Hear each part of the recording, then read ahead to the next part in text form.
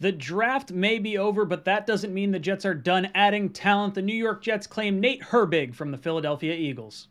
J-E-T-S, Jets, Jets, Jets! Welcome to Jets Talk. My name is Ryan. I'll be your pilot. If you're new here, hit that subscribe button. If you've been here before, welcome back. I love having you here.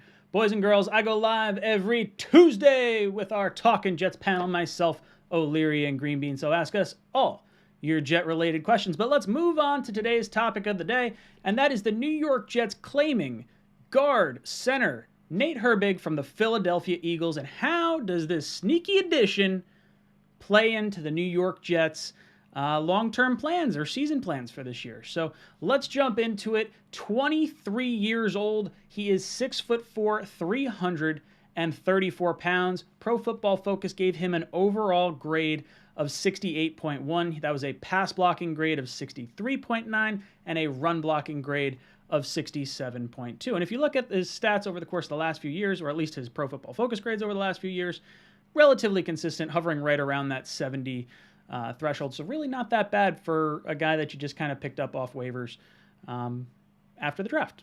So can't really complain there. Now, as far as some little bits about him, he was considered a mid-round pick.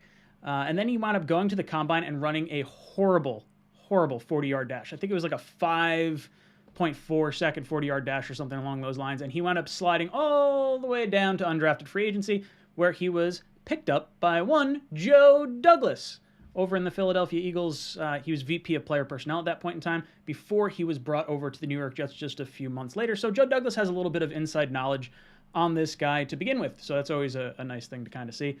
The Eagles actually placed the restricted free agent tender on him. So that means they were planning to keep him. And then Cam Jurgens winds up sliding to them. They wind up picking him up as a guard center to replace Kelsey when he's all finished there. So they wound up not wanting to pay Herbig the $500,000 contract or so that was tendered, so they wound up releasing him. And the New York Jets swooped in and wound up getting Nate Herbig from the Philadelphia Eagles on waivers. So I kind of like this. This isn't a crazy signing by any means. It's definitely some depth here. I would think this type of move is I guess, sort of a competition move with Dan Feeney. We re-signed Dan Feeney this past offseason. He's the guard center that we had the last year.